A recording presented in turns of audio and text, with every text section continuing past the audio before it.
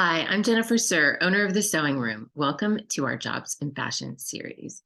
This morning, we're actually going to talk about my job in fashion, and we're going to go way back because I've been sewing for a long time and I've had lots of jobs in fashion.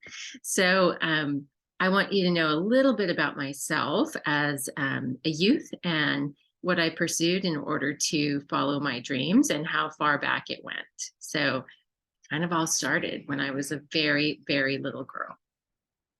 I um I used to meet with my grandmother. I'd stay at her house and she'd tell me all about her life in the 1920s. And one of the things she did was she was a model, and she also liked to design her own clothes. And this fascinated me to no end, and I could listen to her for hours talk about both of those things. Her father wouldn't allow her to be a designer because it was just not proper at the time. This was the 1920s, and she grew up in a very conservative um, sort of German household. And for some reason, modeling was okay, and fashion designing was not. So she went on to be a model and worked as a model in a department store where she would put on beautiful clothes and walk around the store and model her clothes to the clients. That doesn't really happen very much anymore. We have more formal fashion shows now, but then it was an informal modeling job that she did in the department store itself.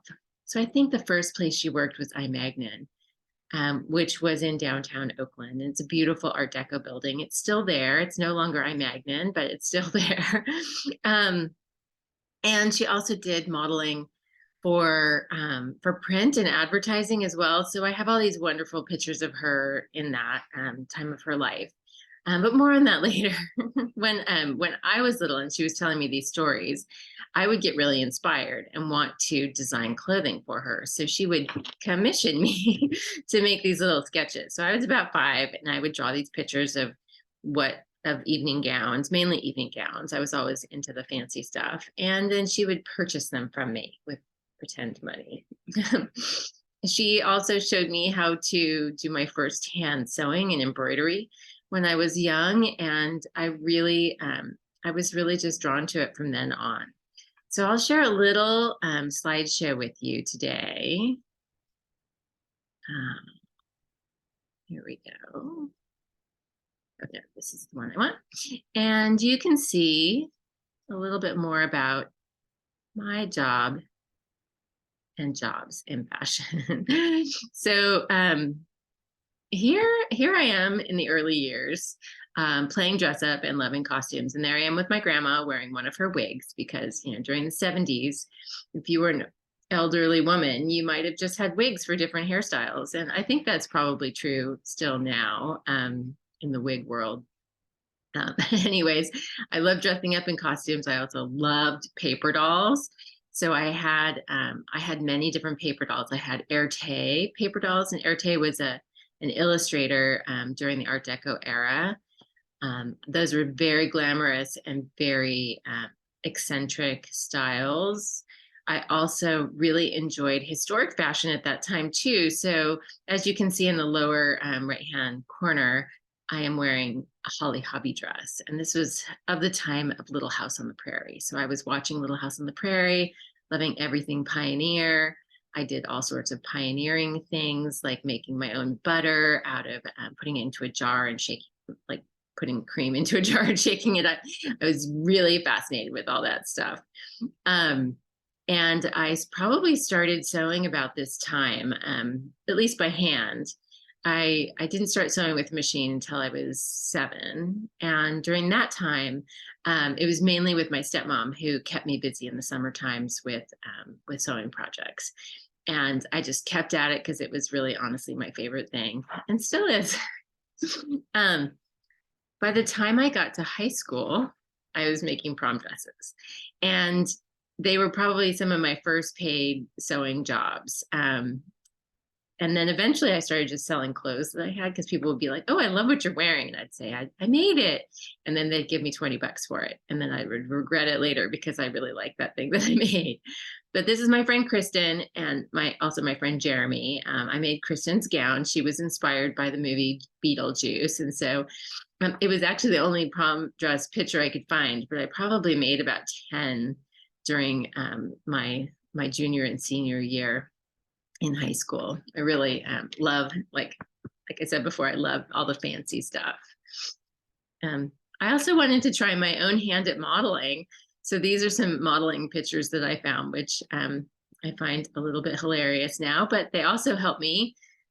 Doing this modeling in my teens really helped me with building my blog and taking pictures of myself wearing my makes. It was a very useful skill to have to learn how to pose and to be, present in front of a camera without being shy. So, and also I got to wear cool clothes and do fun things like that. Shortly after high school, all of 3 weeks after high school, I went to the fashion design school, FIDM, for the Fashion Institute of Design and Merchandising. I spent a year in San Diego because that's where I lived at the time, and then did a year in Los Angeles. So it was just 2 years. It was an AA degree in fashion design that I got. And some of the things that I learned in that school were drawing. I learned how to become a better fashion illustrator, and I learned how to do flat drawings and illustrations. I learned how to use paint to create my drawings. I also learned pattern making and production sewing techniques. So I had flat patterning and draping and several different levels because it does take a while to learn these things. So and I just learned the basics. So in fashion school, you're still only learning the basics. There's so much more that you can learn. So I could have probably gone to school for another 10 years to learn other things like tailoring, costume design, and costume production, which is another skill all in itself, as well as fitting. We did a little bit of fitting in school, but ultimately I learned how to fit garments on the job. After FIDM, I worked, actually during FIDM, I guess, I worked for a little store in San Diego called Citywear, and my employer was very kind. She wanted to start her own little design company. Mostly she was a buyer and she bought from other contemporary brands, but she also wanted to have her own brand that she would sell. So she allowed me to design a vest and hats. And I believe she had the vests manufactured, and then I made all of the hats and I got paid for the hats. But I did help come up with the concept behind that. And then here's some pictures of me with a different hairstyle. You might see that over the years in these pictures, but yes, that was the vest that I designed and she had produced, and we had it done in all sorts of upholstery fabrics, which was very cool at the time. Then post FIDM, I decided I wanted to have my own company at all of 19 years old. And so I had a small line of hats that I made all myself. I made all the patterns. I did all the sewing. Sometimes I would get a friend to help me with the sewing. And I got several clients over San Francisco and Los Angeles, and I would make these hats. So I had kind of a bit of a split personality when it came to these designs. So my company was called Askin Designs, and that was my last name, Askin. Prior to marriage, that was my maiden name. And I did both these velvet romantic hats with floral appliques and flowers all over them. And then I also, I thought I had more pictures. I also did rave hats. So I had a whole line of hats that were meant for raves. And if I can at the end, I'll bring up some pictures of those, but they're not in my slideshow. Okay, the gap years. So after having my business and working part-time as either at in retail or in a coffee shop, I realized that I couldn't sustain it on my own without going further. And I actually owed the IRS quite a bit of money because I didn't understand about self-employment taxes, which I do now. But back then I was only 19. I didn't know. And then I went to do my taxes and found out I owed a lot of money. And I was suddenly in debt, which I didn't like. So I got a job at Gap. I started out as a contractor working in what would now be called the technical design department, working on specifications, measuring garments, and eventually I was hired as an employee, and then I got to create these specification packages or spec sheets where I learned how to draw on the computer. At the time, it was AutoCAD. It eventually became Adobe Illustrator, but in the beginning we worked on AutoCAD, and it was a whole different way of drawing at the time. So we would draw sketches and create a bill of materials and construction notes, and those technical packages would go to the factory, and the factory would then send us samples based off of those packages. And then we would fit them on a fit model in a fitting multiple times a week. So the life cycle was about 6 to 9 months long, and it didn't start with us. It actually started in New York with the design department, and they would work directly with factories. And then once the designs were approved, then they would come to San Francisco, and the merchandising team would decide which garments were actually going to be adopted into the line. And then those garments would be brought into our department, and they may or may not be assigned to the factories that produce the samples for the original presentation by the design department. So we would oftentimes have to have a factory who didn't originally make the original sample. We would have to have them resample it, and also sample it in the size range that we did for production, which wasn't necessarily the model size range that the design department used. We tried to eventually work with the design department to make that a little bit more consistent. And now they have much better technology, and they can even do 3D design ahead of time to help create a pattern that fits prior to the garment going through this whole process. So that's really fantastic. But that was not how it was when I was working for Gap. So I started out as a contractor. I worked for Gap Kids and Baby Gap primarily, and then eventually worked in Gap Women's. I headed up the women's knits line, and then eventually oversaw the Gap Body loungewear, men's and women's loungewear department. So that was really quite an interesting experience. I worked there off and on from 1993 to 2008, either as an employee or a contractor. And I would say my time at Gap was the most pivotal in my career because it really taught me how to do so many things, especially going to fitting after fitting after fitting. You really understand how garments are supposed to fit, how the fit model gives you lots of feedback about that, and then you can adjust the pattern and see your changes in action. So while I was at Gap, I also got married, which happens, and I wanted to have my wedding gown made especially for me in my design. So I designed it and had it made. Some of the ladies that were in our sample room at Gap sewed my wedding gown for me.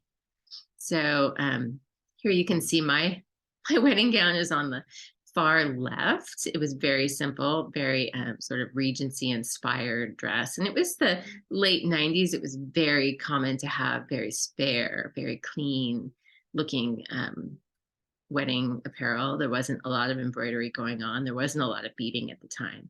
It was very fashionable to be very, very sleek. So that was where it started for me. And And then I started making dresses for friends and other coworkers. So um, just became a wonderful hobby that I did in my spare time.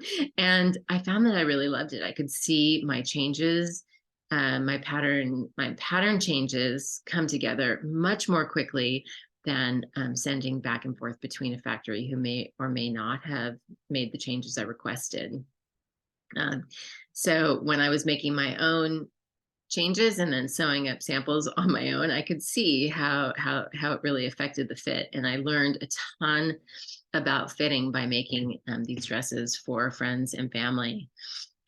Eventually, I left the Gap as an employee. Mind you, I still freelanced because you can't just start a business and then think that you're going to make money right away. I didn't. I made money off of my dresses, but it basically just covered my expenses and my living expenses. To actually, have a sustainable business, you have to be able to charge enough so that you can cover your expenses and your living expenses, so to speak, and pay yourself something. So at the time, I was just covering all my expenses, and it was really fabulous. I loved it. I wouldn't change it for the world, but it wasn't a huge money-making endeavor. It was super creative. I got to work with brides and beautiful fabric and make lovely gowns. As you can see, they were happy brides too.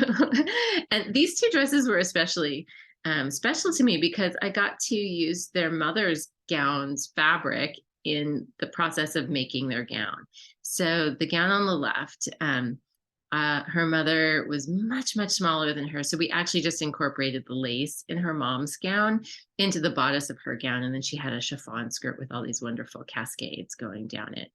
And then in the middle and far right, you can see we used most of her mom's gown, and then her mom was considerably shorter than she was. So we had to add another layer underneath.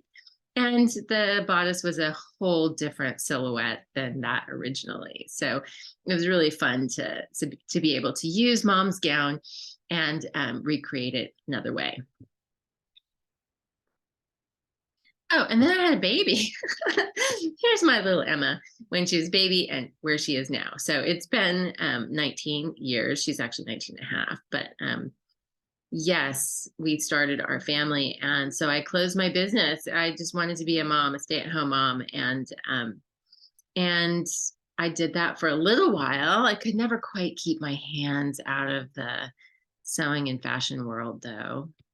And I eventually decided to just try some things out. So one of the things I did, and I wanted to be able to be a flexible mom so that I could bring in some income, but still be creative, but have enough time for my daughter. So I started off by making these pillows, and I made bags and other clothing out of upcycled things I found at thrift stores. So one of my favorite things to make were these pillows out of recycled sweaters and leather, where I created the pillow and the applique, and then I stitched the applique onto the pillow, and it was a pillow cover. And I called that design company Bonjour Teaspoon Designs.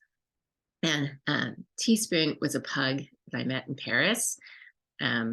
When I took a couture tour with my couture sewing teacher, Susan called me. So Bonjour Teaspoon came out of that experience. Eventually, I met a young lady who was 8 years old. A friend of a friend asked me if I would teach their daughter how to sew.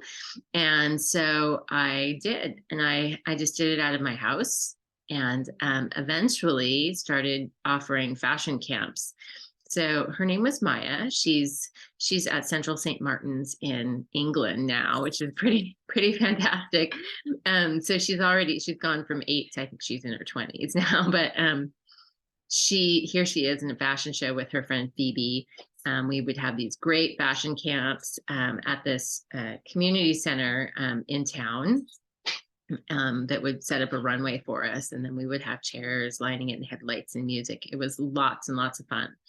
But that didn't also happen right away.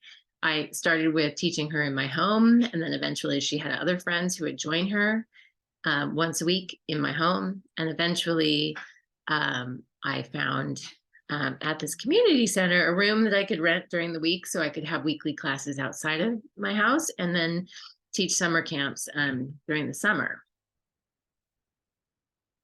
So, and then while that was happening, Bonjour Teaspoon evolved into a pattern company. So as I was teaching kids how to sew, oftentimes they would be finished with a project and want to do something new. And so we would maybe copy something that they had and alter it a little bit to make it kind of their own. Or I would, like I designed this tote bag that I was selling at the time using recycled textiles. And I decided just to offer that as a pattern for students to use. And my pattern got so destroyed that I had to start like having more patterns. So I traced them all off. I made like 5 or 10 of these patterns. It was just 3 pattern pieces. I traced them onto pattern paper, and then I made a little booklet that had just hand-drawn illustrations of how to put it all together. I photocopied that and stuck it in an envelope and sold it to my students. And that pattern became so popular, I decided that, oh, I should probably make this a little more professional. And that's how I started Bonjour Teaspoon Patterns, which I still sell in the store today and online. At the same time, a lot of my students were wanting to sew American Girl doll clothes. So I made patterns that were the same styles, but for their American Girl dolls. And I came up with just a system of working with a company called Pixie Fair. Now it was Liberty Jane Patterns at the time, but now it's called Pixie Fair. And you can find all my patterns there at pixiefair.com. But they were very encouraging and helped me to produce my first digital patterns online that I sold. And I continue to have an exclusive deal with them where they exclusively sell my doll patterns. A few years later, after being at Rhythmics, that was the community center that I worked in, I decided I wanted a place of my own. It was just getting a little crowded, and I had to share my classroom, and they were getting more busy and having more events, so that we couldn't keep our setup as easily as we did at Rhythmics. So I wanted a place that was mine and mine alone, that we could do that in. So I started the sewing room. Here it is in its kind of current state, but prior to that, I actually did it with a partner. So I had a friend of mine who wanted to have a storefront where she sold her clothing, and I could teach in the back. So it's a very small space, but we made it work.